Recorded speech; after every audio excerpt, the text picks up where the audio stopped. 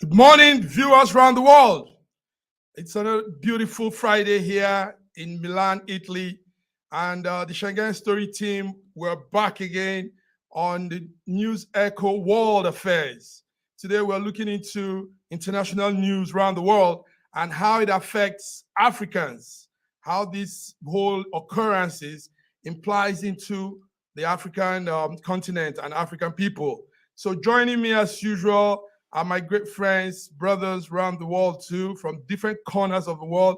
Sir George Chukwu, you're welcome to News Echo's World Affair. Good morning, Mike Godwin. Good morning around the world. Welcome to the News Echo. We are here. Greetings from Canada. Thank you. Greetings from Canada. Nice, beautiful city. Yes, far away in our wonderful, beloved country is Dr. Sita. Dr. Sita, you're welcome to News Echo World Affairs. Thank you. Thank you, sir. Thank you. And you're all looking nice. You're all looking diaper. I mean, what else? Who else dresses like this? If not real, intelligent, smart men. You are all looking good.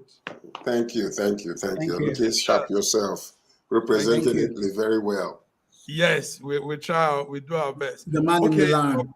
The man in Milan. Man in Milan. Gentlemen, a lot is happening. Yesterday, there was this very shocker. A shocker. We here in Milan, we're watching and we were all held spellbound. Like, what is happening? 44 days after the UK Prime Minister was sworn in, Liz Truss, 44 days after, she resigned. Now, what does this mean? What are the implications of this bouncing back and forth? We're looking at how it affects us as Africans, Africa as a continent, how it affects people. I mean, it's actually a British affair, but somehow it affects us. Remember, we all know that majority of African countries are in the Commonwealth of Nations, and UK is the head of that Commonwealth. And policies, things being done could have implications on other people too. So let me begin with Sir George. Sir George, how is the Canadians seeing this? What is happening? Well, as a part of the Commonwealth country, actually, we were shocked also. We felt like maybe she had a little bit of what I call strong political backbone to withstand the pressure. But evidently, for some reason, because of the opposition, she buckled down and resigned. But it's a great lesson, actually, to show you how the international war, Europe and maybe North America, could easily, when they see that they're not very popular, especially among their peers, can easily just, throw in the towel and decide to resign. You don't see that in African countries. You don't Conversely, see that if you go to African countries, you will see a thief, a rogue who stole money, but they will still want to sit in that seat, regardless of how unpopular they might be. So it shows us, the importance of understanding that politics is not just about you, it's about the people that you're leading. If your people you're leading are not happy with you, then the most noble thing to do is to step down and let another take your position.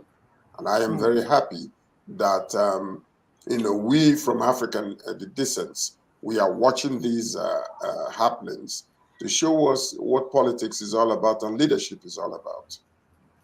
Wow, thank you very much. What politics is all about, what leadership is all about.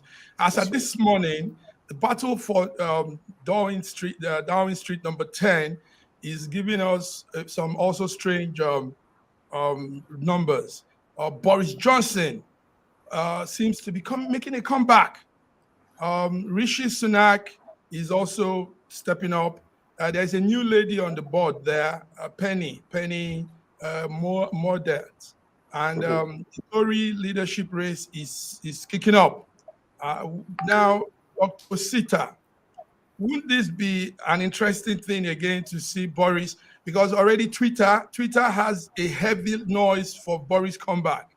The Ukrainians are campaigning strongly that Boris should come back. Ukrainians. Dr. Sita, what does all this mean? What is happening? Interesting Okay, thing. maybe for let me talk about first and foremost about implications for Africa. Time wars, I've said it here before. Time wars when we will say this can't happen in the UK. This can't happen. Any bad thing that happens here, you say, no. Go to England. This can't happen. But on our very before, we've had Boris Johnson being asked to go, and he said no. Like a stubborn African, he said no several times, and he kept going behind the scene to get his cohorts, to hold him on. And now he wants to come back. He wants to return.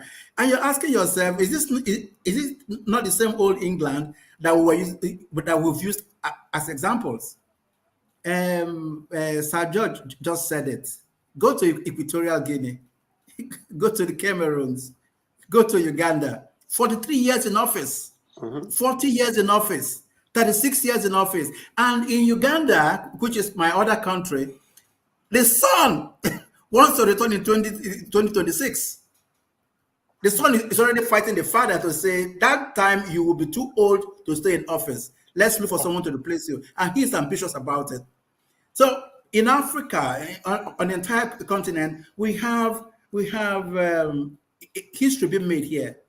Because what we used to know as Africa versus the West, things are happening. But let me give it to Liz Truss. She resigned. That is the noble thing to do. She signed the paper 45 days after to say, I quit. Because that is what they want her to do. There is vote of no confidence now without even saying it. People are saying she has to go. And she says, 45 days after, fine, let me go. Let someone else come. But Boris thinks that he's the uniting factor. He calls himself the unifier, the guy who will come in to unite not just the parties, first his own party, and then the other parties, and then the entire UK. So let's see what happens. But for Africa, we're learning so much from this. And hey, we're a Commonwealth nation in Nigeria and other Commonwealth nations on the continent. Let's see how this plays out, and let's see the lessons that we learn from it. Can I say something else? Thank you very much. Good breaking. Good one. Sir George, who would you as an individual, who do you think out of these numbers, who do you think will make an entrance into the House? We have our daughter too there, a Nigerian girl. You all remember Kemi Badnoch? Yes. Kemi, yes. Yes. So we have Boris Johnson taking the lead there. You can see from the screen. We also have the man that people thought would have gone in before, Rishi Sunak. There's a new lady also. She has always been in the House, an MP. That's Penny. Penny is there. Then I think Kemi is on Kemi's slot is on number 6. 7. Yes, 7. Kemi Badnoch. So, Sir George, with this list there.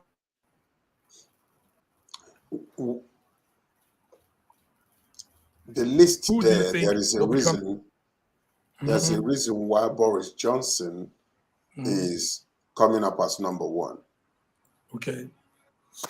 Number 1, Boris Johnson is a very popular individual. As much as what brought him down was his own personal life or some things that he did privately that came out in the open. But when you look at the whole entire group of people there, what England is looking for right now is who is it that has a very strong backbone and popular individual that can actually represent it around the world? Who is it that can come out and say, okay, this is what UK stands for, and we are able to withstand other nations? So now, if you look at Boris Johnson, he almost represents the type of Trump in America. Yeah, these are people that come out when it comes to politics. They say what they want, and they want to do what they want and get away with it. Now, when Boris Johnson stepped down and this woman came in and became so unpopular right away, and then she's not trying to come in smoothly or slowly, but she came in with that force. And then there is a lot of opposition and she couldn't withstand the opposition. So I believe that Boris Johnson might be able to make it back again. Why is that? Because he is very popular. And as much as they might not like what he did before, a lot of people still clamor for him because he is a good representative of what UK stands for. And the tenacity by which they want to represent some things out there in the world. Can you imagine UK clamoring for Boris Johnson to come back? Why would you think that they want him back? Because he's bold enough. That's true. That's very true. He is very bold. Studio is giving me a signal that we should have played the short clip of Liz Truss resignation. Let's just do that. I came into office at a time of great economic and international instability. Families and businesses were worried about how to pay their bills. Putin's illegal war in Ukraine threatens the security of our whole continent, and our country has been held back for too long by low economic growth. I was elected by the Conservative Party with a mandate to change this. We delivered on energy bills and on cutting national insurance. And we set out a vision for a low-tax, high-growth economy that would take advantage of the freedoms of Brexit.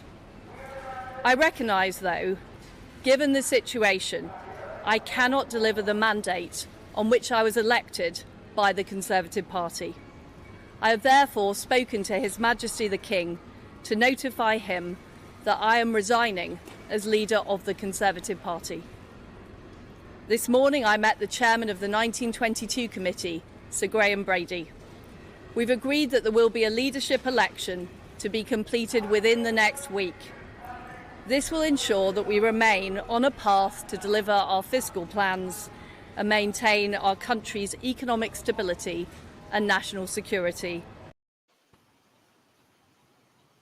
Very much. Now, I want to make reference to Dr. Osita's statement. Dr. Osita, that was a brilliant thing to say, that UK still shows exemplary actions as who they are.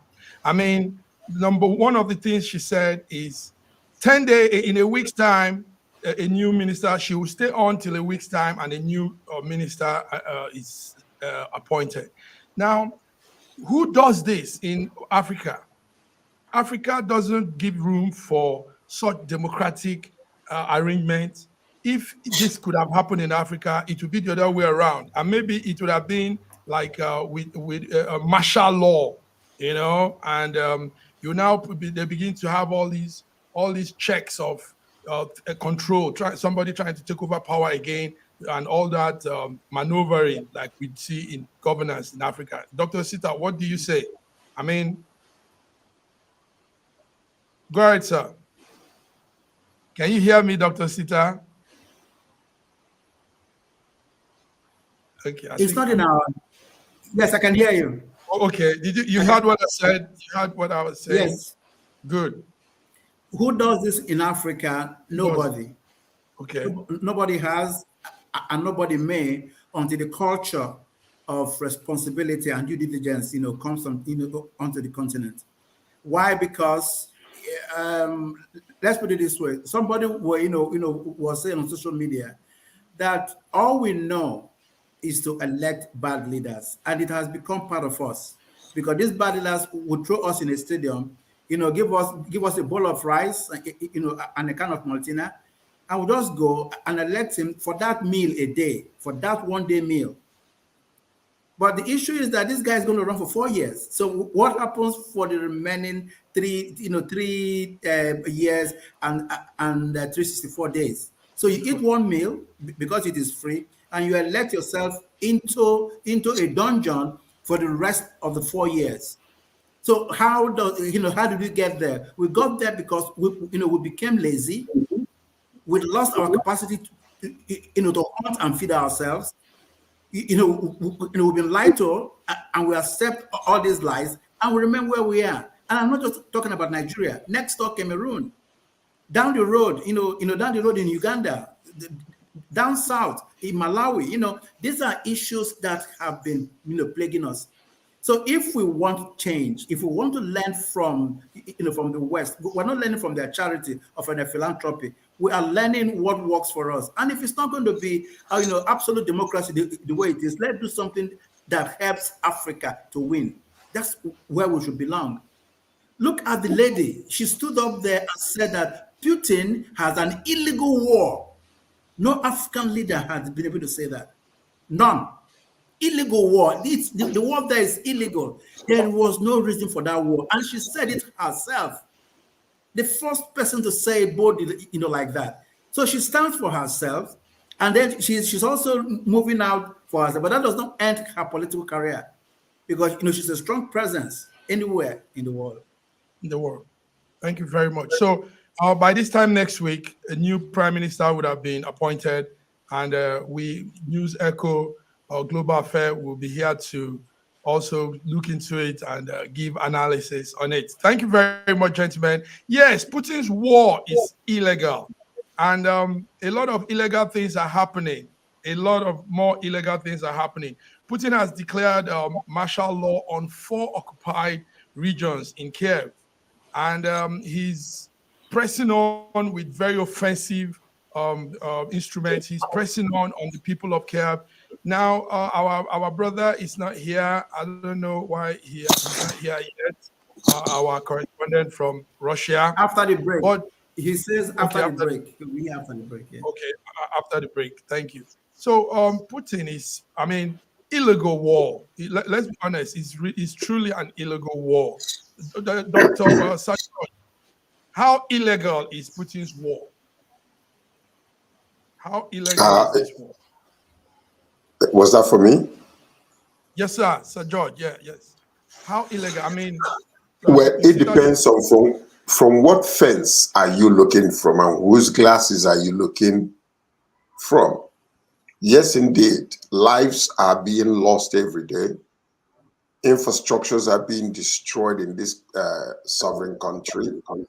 And Putin is using what I would call the mafia style of government to try to overthrow this particular people. The war actually, if you ask me, is not a war between Ukraine and Russia. It's a subjective war between United States and Russia.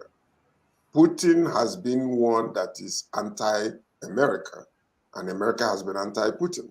Now, when you look at this, the reason why Putin would step up and say, not in my neighborhood are you going to come and bring NATO into this, make them one of NATO's people. While a few years ago, we were in Cuba trying to do something similar, and we were met with a stiff resistance. So when you look at it from both sides of the aisle, now, is it really an illegal war? That's a question. I'm not saying that it is not. Is it really an illegal war?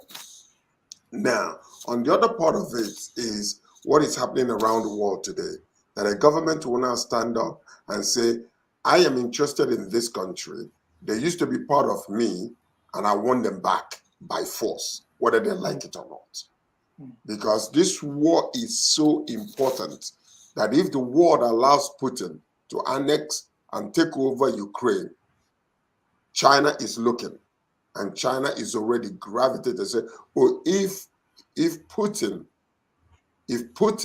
can be able to sustain this war up until this time, maybe we can rise up again and go take over Taiwan. That's why it is very, very important that the world will come together and make sure that Putin does not succeed in his bid to take over Ukraine. Now, the martial law he's imposing, all these things, we don't know what is going on the inside. We don't know what is going on the inside, because he's putting a martial law. But the question is it really working, or is it just a propaganda type of, revolution movement? Is it really working, or is it just a propaganda type of revolution movement? Yesterday, Putin, the Russians took a jab at Truss resigning, and some of them were saying that she's a catastrophic illiterate person. Those are some strong words from Russia to the prime minister, the former prime minister of UK. And another one said that she's very, very disgraceful. Now, whatever term they might call from our side, how we see things, whatever they might want to call her, she's showing freedom. She's showing democracy. She's showing true leadership, which Russia doesn't have. I don't know. I hope Dr. Godwin will be here to say something about this. And on top of that, some countries are also helping Putin. Sir George, some countries are helping Putin with the war, and it doesn't seem right. Iran, they've now dictated Iranian drone being used on ground in Crimea. And these drones are very, very dangerous. These ones go on the mission and they get it accomplished. So Iranian drones are being deployed in some parts of Ukraine, and it's coming right from the Russian Crimean occupied territory. And these drones are really causing havoc. So, truth be told, all of this is not helping human existence on planet Earth at the moment. And it's taking us nowhere. It's taking us nowhere. Dr. Sita, this is not helping us. We don't need any more of such catastrophe at this point of humanity. Dr. Sita, what do you say? It is war. It is war. War strategy is everything. You use what you have to win your war. Okay. If now let's face facts. If Putin was one of those sovereign leaders who didn't have the power that he has now, this won't be happening. That's the truth.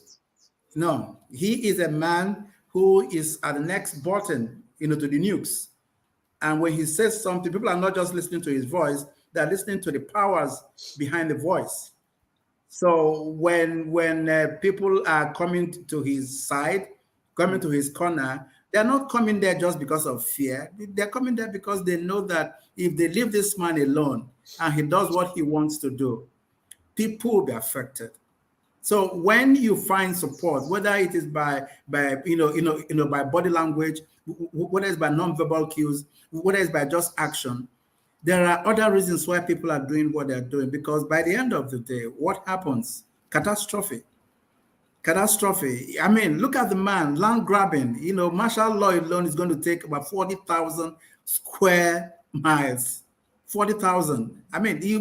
What does that mean? That he has the power to annex any part that he wants to. That is so much power. That is too much power.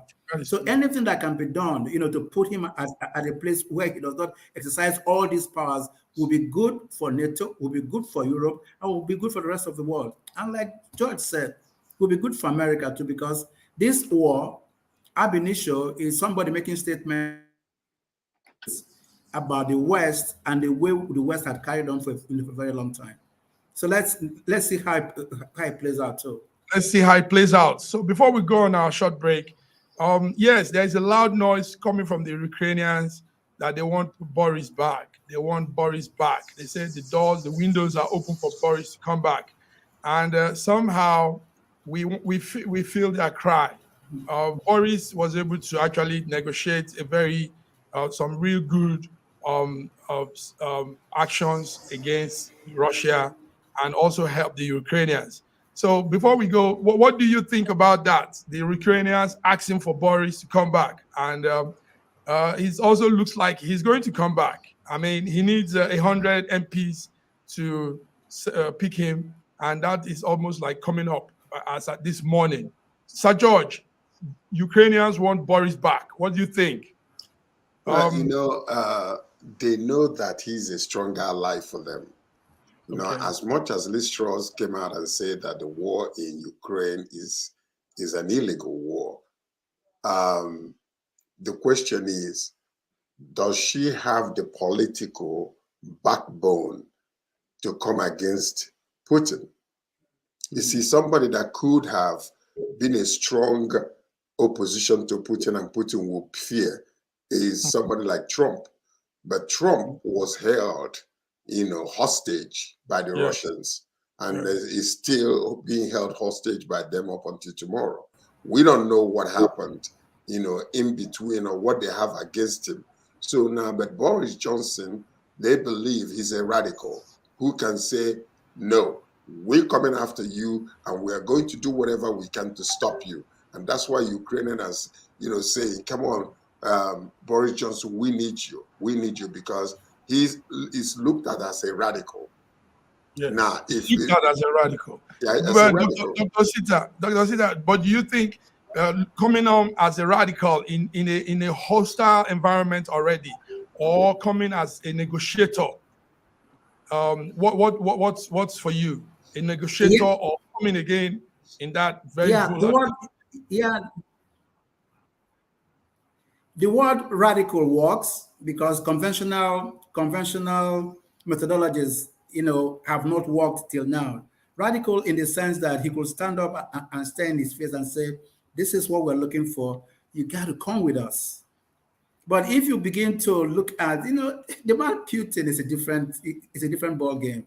He's a different animal. The man does not get it like we do in civilized negotiations.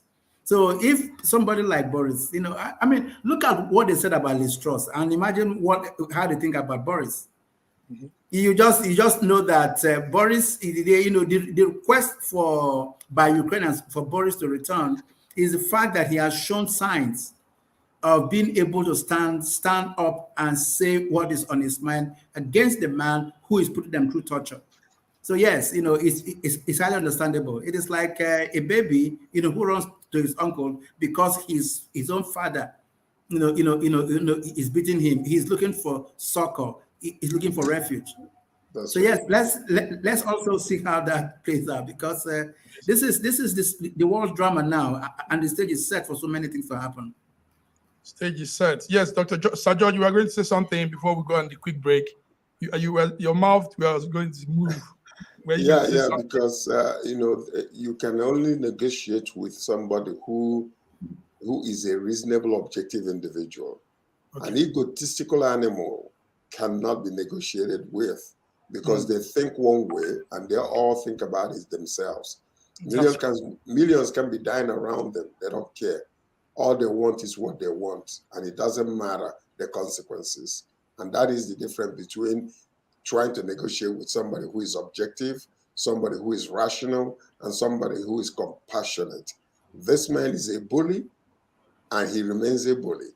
And all he wants is his ego to be stroked, to be that number one person around the world that everybody will fear. Look at what happened during the American politics, how the manipulation came to change the narratives, and how they will have been trying just to make sure that their strong ally, who is Trump, is coming back again. See, that's what it is. And let me say something quickly before we go on break. Yes. The type of statement that you will see from a leader like Putin, it is very childish, honestly. I mean, it's almost like reminding me of Trump. Trump is the kind of individual, he's an old man in a little boy's body. And that's what this man is actually acting. Putin is acting like a spoiled child. He's a brat. He wants his way. Children, they don't care. They're selfish. They're self-centered. They don't care what happens around you. When a child cries, whatever they want is what they want, and they insist on getting it. Until they get it, they will not shut up. So he needs to be disciplined. Very much. Whatever a child wants is what he wants. This is it. We'll go on a short break now. Viewers around the world, this is News Echo World Affairs on the 45th day of Liz Truss, the UK Prime Minister, resigning from office. And we're here looking into issues, how it affects us, the implications, And we hope you stay tuned as we go on the short break. Thank you.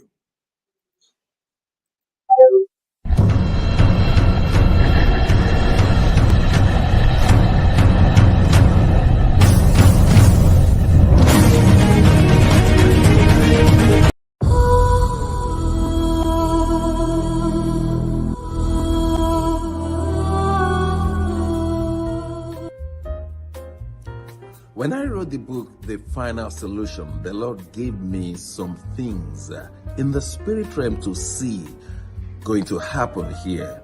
And that is why you need to get a copy of this book, not because of the purchase, but because of the contents. We've not spent 2 weeks. Now we have seen the problem in Ukraine, Russia, and Belarus, Donetsk, Luhansk, and all the other surrounding nations, talk less of the Western countries and the Eastern countries. We want to pray that this stops where it is. Some people are even imagining a third world war. I pray that there'll be no third world war, but we need to know the solution to all of these problems, and they are well packaged in that book, The Final Solution. The amount of money is next to nothing. Go to Amazon and buy this book. Go to the Kindle, go to KDP and buy this book. It's very important. So it is in Amazon and Kindle. And of course you can purchase the paperback, but it's not about the money. It's about the contents to have solution to Ukraine, to Russia, to the West, to the East, and indeed all parts of the world. Do get a copy and let's start operating the solution of God to our time.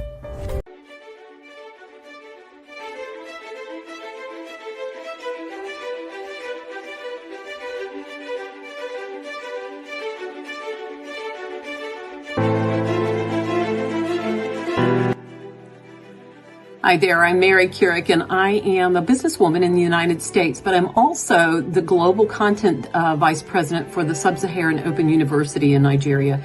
I could not be prouder to work with Dr. Osita Anamika and his team on helping to create not just entrepreneurs and skill-based talent that will get out into the workforce and make a living for themselves, but also young leaders. And to that end, with this integrity-rich university environment that's accredited now, and it's just an amazing opportunity for anyone there of any age to jump on board and learn, we want to let you know about a new offering that we have. We have a global governance and diplomacy course now provided by a whole team of people that crosses several countries to put together these resources and lots of great information for those of you who might be on the path toward public service and diplomatic service, NGO leadership, that sort of thing. We hope that you will walk through this open door and enjoy.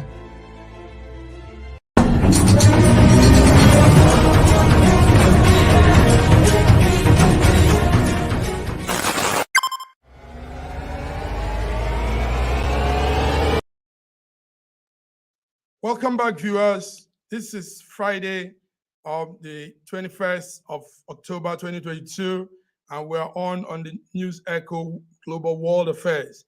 Yes, with me are my great brothers from different corners of the world, and we're looking at issues as it affects us Africans. Dr. Sita, we are experiencing something very strange, and that is China is rising up again. China is coming with full force.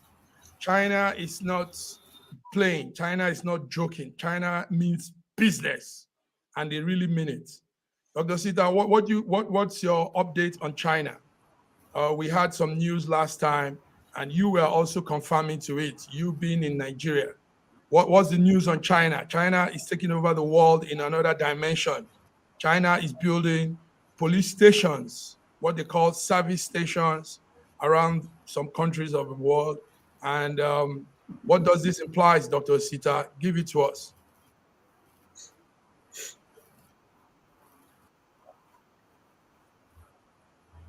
When it happened in Lesotho, when it happened in Tanzania, we were just watching, and we knew why, because there were loans that were paid. As a matter of fact, China It's taken over news stations, taken over countries, journalism. I mean, these are two things: security and mouthpiece. So if your country's media is taken over by China, if your country's security system is taken over by China, China has taken over the country, because they are going through the back door to disrupt sovereignty. Because it means that you cannot actually make policies for security on your own anymore. But what they say is that they know that there are criminals in these countries that are, tainting the name of China abroad.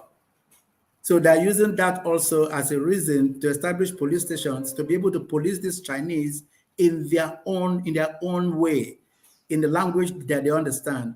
But the issue is, if you're a sovereign nation, by law, by diplomacy, you allow the laws of the land to prevail as handled by the security agencies of the land.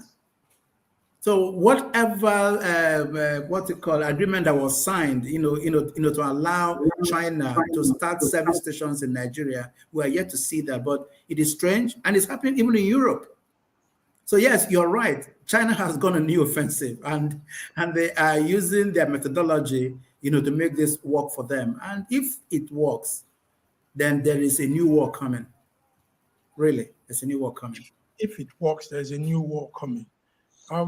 Well, they systematically said it is them checking their citizens in other parts of the world and checking the excesses. Now, there was a recent arrest of some Chinese business people that were smuggling some items. And this new service station has stepped in. So it's making it look like, yes. China. The issue is this. So, okay, go ahead. Yes, go ahead, Dr. Sita. The issue is this: when they arrest their nationals in Nigeria, these nationals have case against Nigerians. Mm-hmm. So what it means is that they are going to adjudicate against Nigerians in Nigeria as Chinese. You see the implication of that. Before you establish the fact that these are criminals in Nigeria, they're offending Nigerian laws. Mm-hmm. Yes, that is how it works. So if they're offending Nigerian laws, Nigerians must be involved. It is not that they are there just to talk to their citizens alone. They have to be a case established by the laws of the land to make them criminals. So when they arrest them, they're going to arrest them, and they're going to make references to what has happened. And this is where Nigerians come in. So the Chinese are there adjudicating against China and Nigerians. They cannot be done in isolation. Sir George, will the Canadian government allow China to come and put up service stations, police stations, offices in Canada? Will that be allowed, Sir George? What are we seeing in It's an impossibility as a sovereign nation here in Canada. But also, why is it happening in Nigeria? It's happening in Nigeria simply because a group of tribes have decided to mortgage Nigeria. Not only Nigeria, Sir George, not only Nigeria, please. Yes, no. Okay. Let's think about this. If they're able to do it in Nigeria, they can duplicate it around in any African nation. Okay.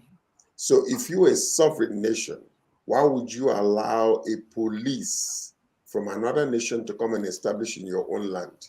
See, because what is happening is when you have illiterate leaders who do not understand what it means to allow another nation to come and establish law enforcement in your own territory and the future ramifications of such move. Because what is happening now is China is using this as a way to put their own people all around. And they're looking forward to a world war whereby they can now say, this nation is part of us. You must fight with us against other nations. And we are looking at it and we're not saying anything.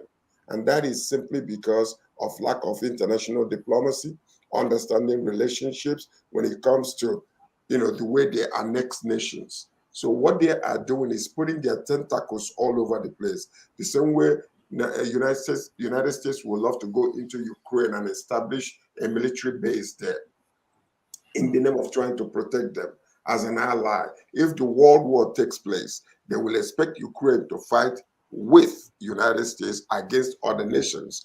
And China is using a very smart diplomatic way of placing their own people in strategic positions should anything like a world war happen. Because they are actually, you know what they're doing? They're getting ready to annex Taiwan. That's correct. And if they're about to annex Taiwan, they want to make sure that their citizenry and their law enforcement in these other nations will force you people to side with them rather than against them. That's what's happening. Watch and see. That's true. Yes, the news yesterday says there's plan by the Chinese government to invade Taiwan.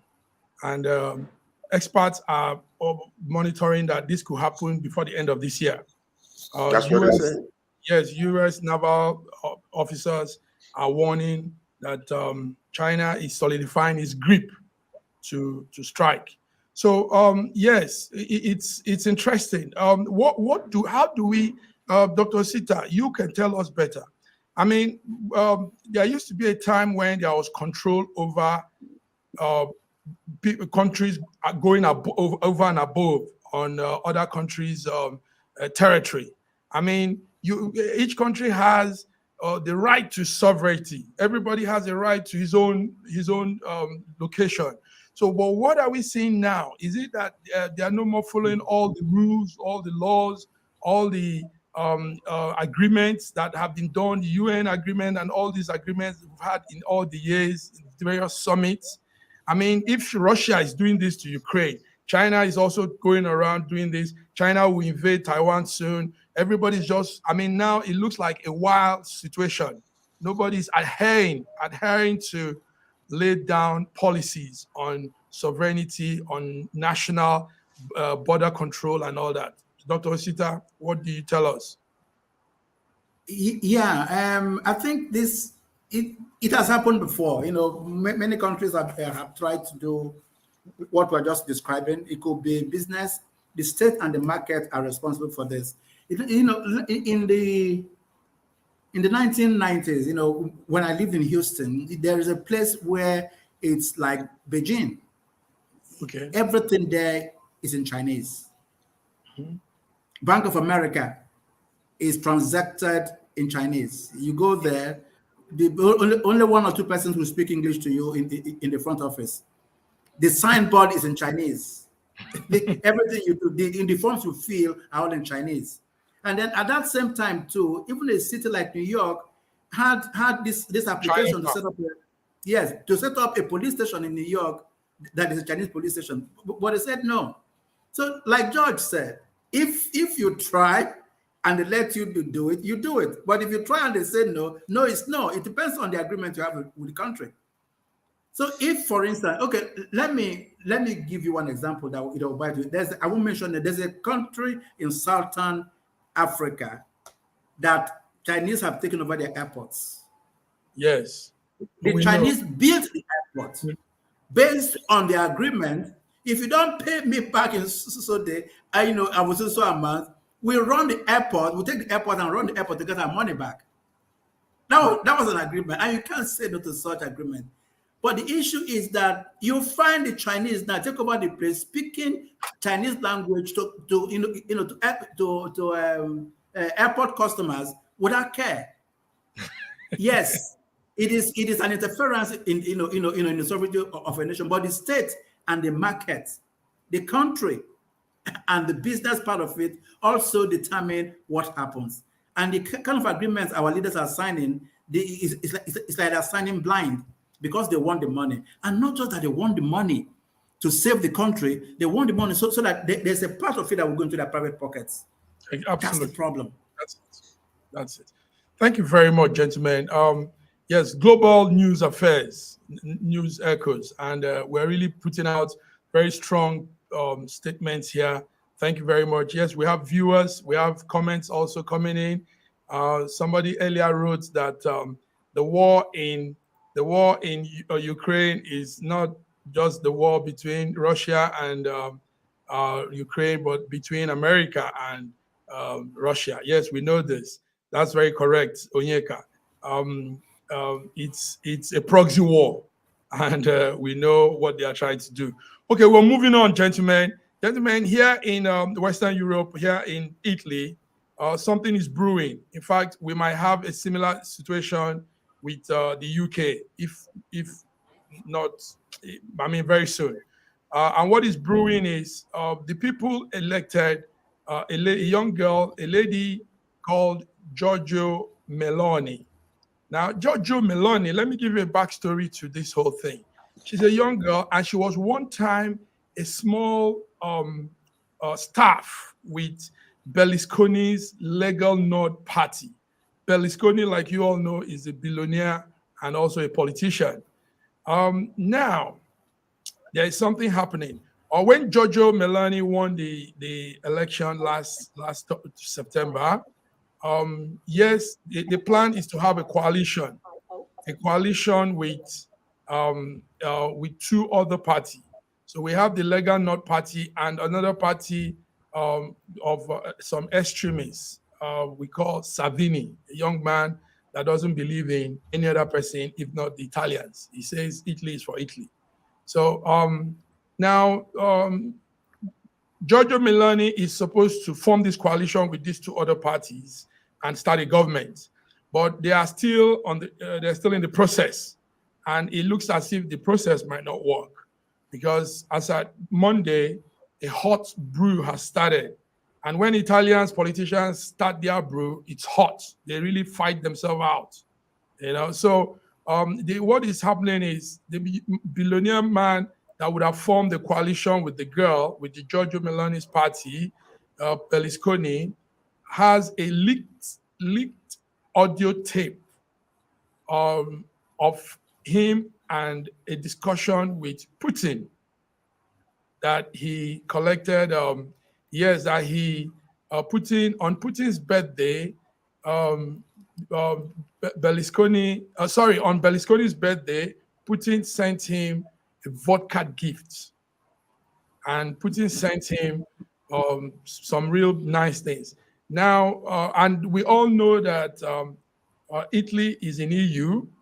Giorgio Meloni says Italy and EU are one, and whatever it is they do is as a unifying party.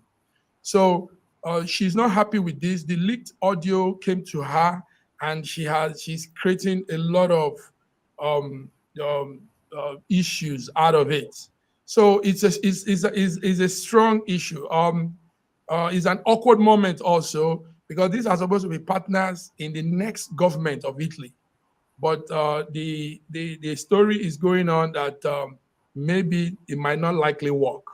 So it is both a thing of concern because we are supposed to form this government and move on with a lot of arrangements. Italy is supposed to be going on now with so many plans, so many policies they have in stores on the money that was taken from the EU, but they are still not doing anything.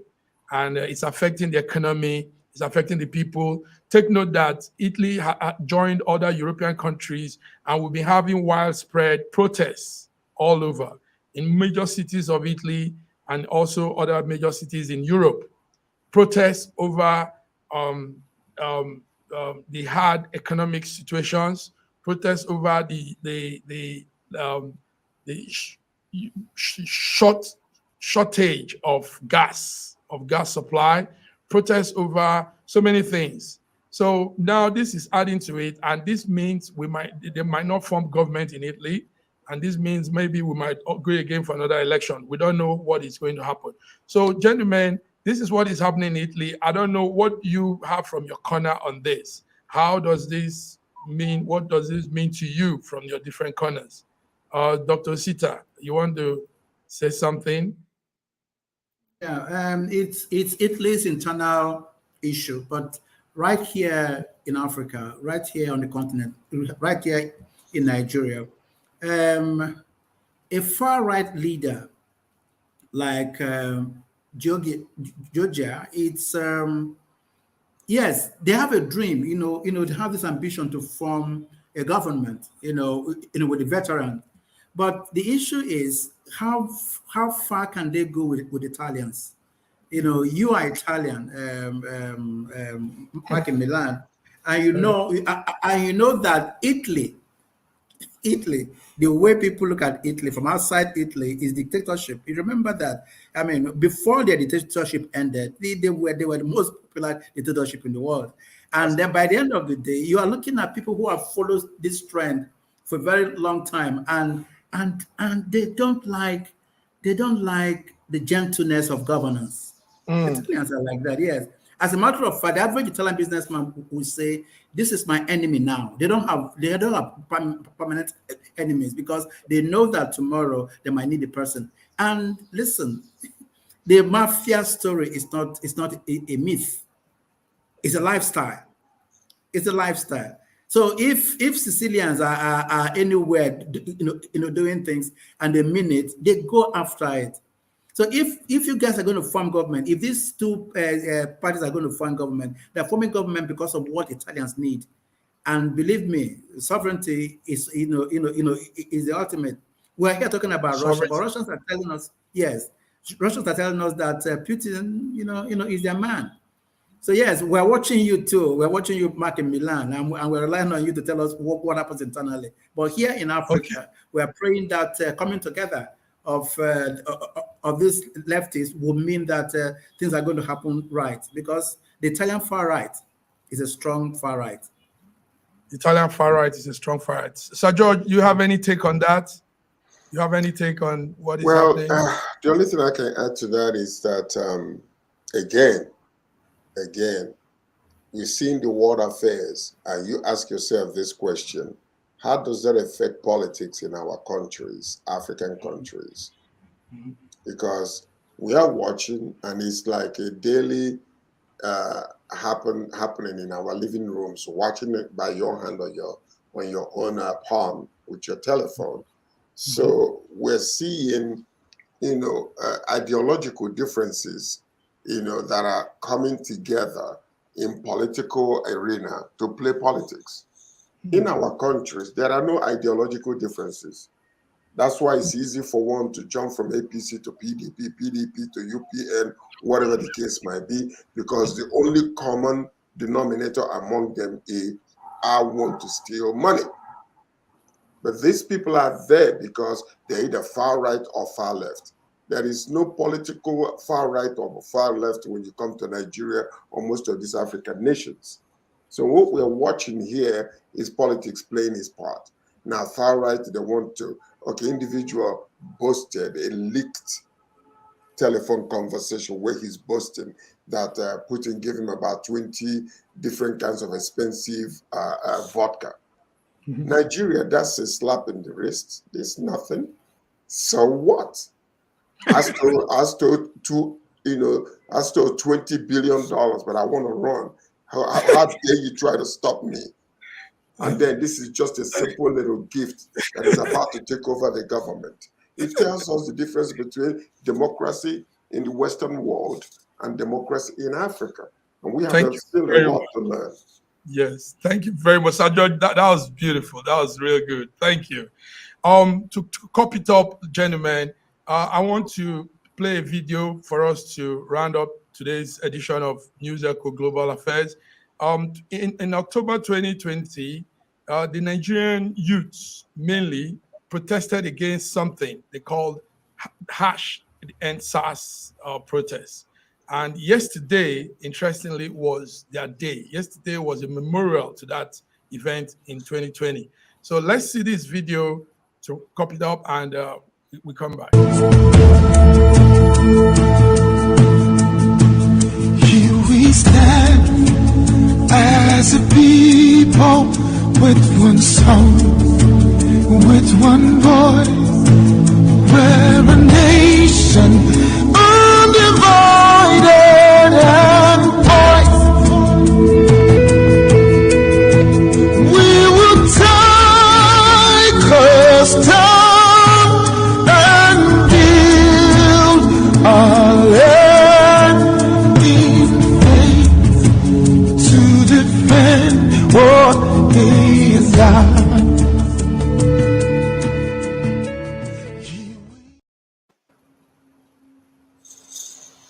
Gentlemen, why I'm bringing it up on today international news affairs is because the NSAS was international.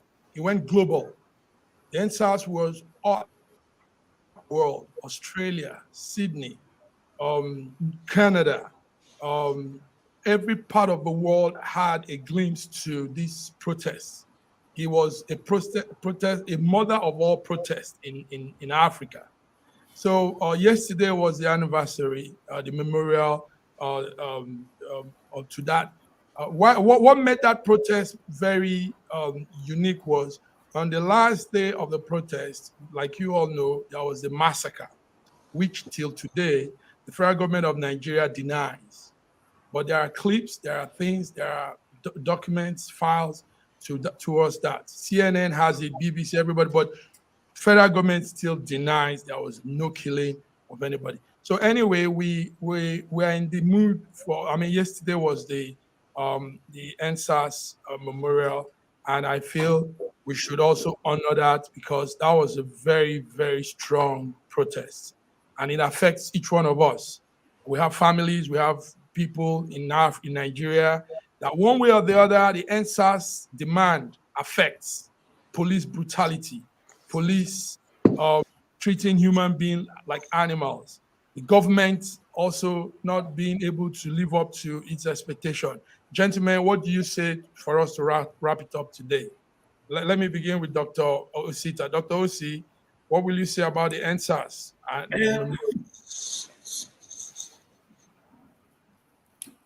I went emotional. Yes, I can see that. And it's very sad.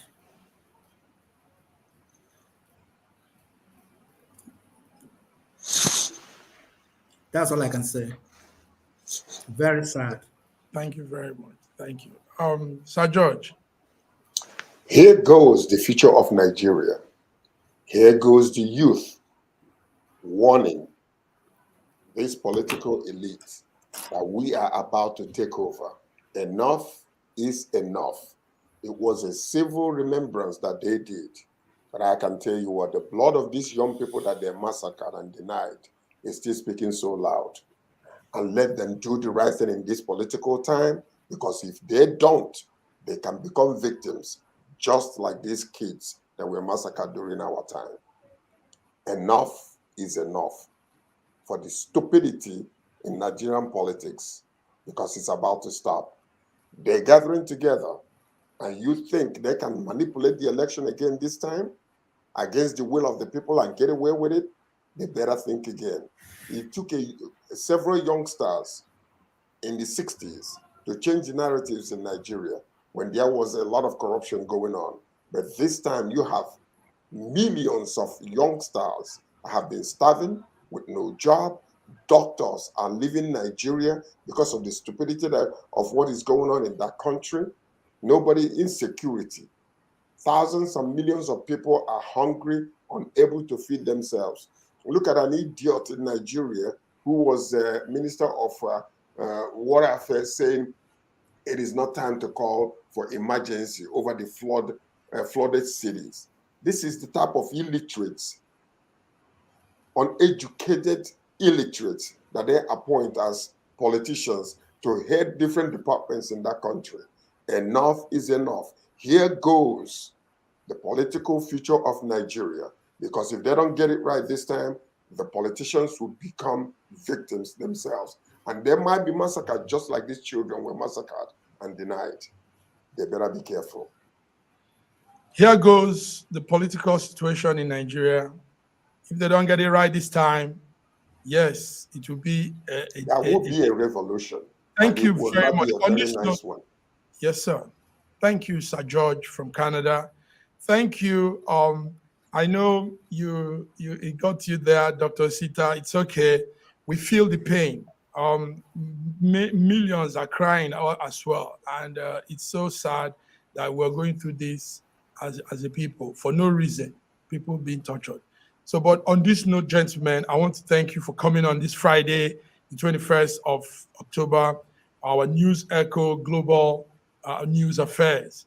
I've been sitting for my brother, Dr. Shegun Johnson, who's presently in Nigeria. We hope you're watching us. We hope to have you back safely in the UK by next week, and hope to see all you guys again next Wednesday on News Echo Africa Affairs. So on this note, thank you, viewers. Those of you that are tuned in, there are chats running through too. We thank you all for taking your time to listen to us, and we hope for a better Nigeria. We pray for a better Nigeria, for a better Africa, for a better world. And we want to see human being treated as human and not lesser. Thank you, everybody. Till we come again. God bless you. Bye-bye. Thank you.